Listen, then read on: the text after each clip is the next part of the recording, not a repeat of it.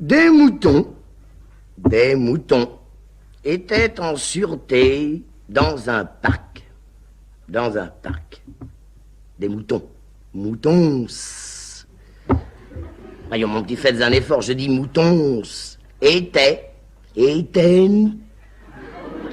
C'est-à-dire qu'il n'y avait pas qu'un mouton, il y avait plusieurs moutons. L'élève le regarde perdu. À ce moment, par une porte qui s'ouvre, entre Ernestine Muche. C'est une jeune fille de 22 ans, petite bourgeoise, vêtue avec une élégance bon marché. Elle porte une serviette sous le bras. Bonjour, monsieur Topaz. Bonjour, mademoiselle Muche. Vous n'avez pas vu mon père? Non. Monsieur le directeur ne s'est point montré ce matin. Quelle heure est-il donc? Il est 8h moins 10, mademoiselle. Le tambour va rouler dans 35 minutes exactement. Vous êtes bien en avance pour votre classe. Tant mieux, car j'ai du travail. Voulez-vous me prêter votre encre rouge? Avec le plus grand plaisir, mademoiselle. Je viens tout justement d'acheter ce flacon et je vais le déboucher pour vous. Vous êtes fort aimable. Vous allez corriger des devoirs? Oui, et je n'aime pas beaucoup ce genre d'exercice. Oh, pour moi, c'est curieux. J'ai toujours eu un penchant naturel à corriger des devoirs. Au point que je me suis surpris parfois à rectifier l'orthographe des affiches dans les tramways ou sur les murs. Voici, mademoiselle. Et je vous prie de garder ce flacon aussi longtemps qu'il vous sera nécessaire. Merci, monsieur Topaz. Tout à votre service, mademoiselle. Tout à mon service? Ah, c'est une phrase toute faite, mais vous la dites bien. Oh, je la dis de mon mieux, très sincèrement. Oui, il y a 15 jours, vous ne la disiez pas, mais vous étiez beaucoup plus aimable. En quoi, mademoiselle? Vous m'apportiez des boîtes de craie de couleur ou des calendriers perpétuels et vous veniez jusque dans ma classe corriger les devoirs des élèves. Aujourd'hui, vous ne m'offrez plus de m'aider.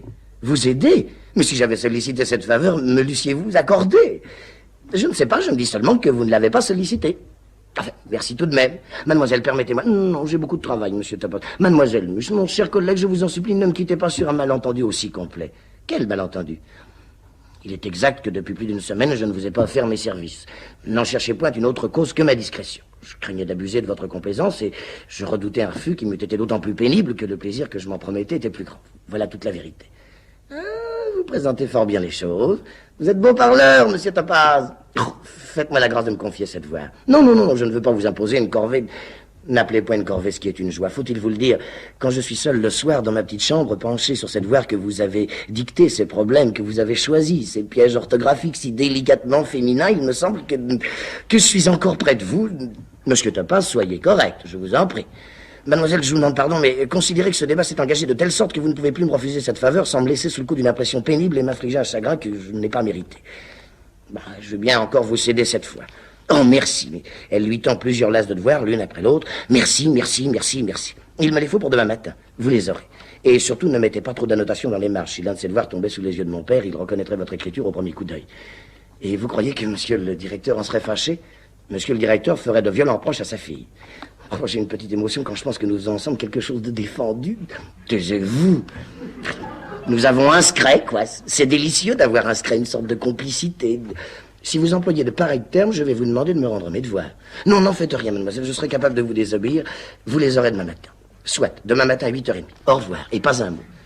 Pas un mot. Ernestine sort par là où elle était venue.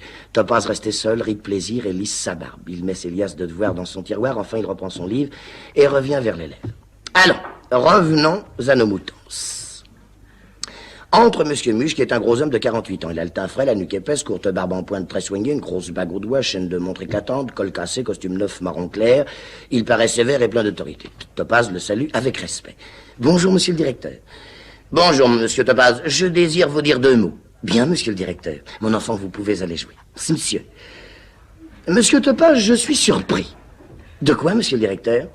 Vous me forcez à vous rappeler l'article 27 du règlement de la pension Muche.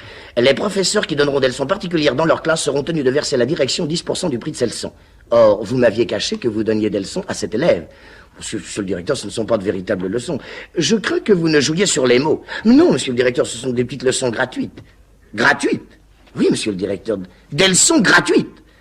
Cet enfant est très laborieux, mais il avait peine à suivre la classe. Personne ne semble s'être occupé de lui jusqu'ici. Sa famille, si toutefois il en a une. Comment, s'il en a une? Croyez-vous que cet enfant soit né par une génération spontanée? Non, monsieur le directeur. Si ses parents avaient jugé nécessaire de lui faire donner des leçons, il serait venu m'en parler.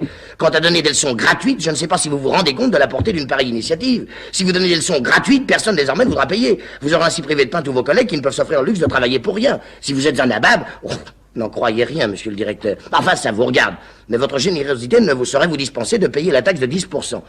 Ce que j'en dis, d'ailleurs, n'est pas pour une misérable question d'argent, mais c'est par respect pour le règlement qui doit être aussi parfaitement immeuble qu'une loi de la nature.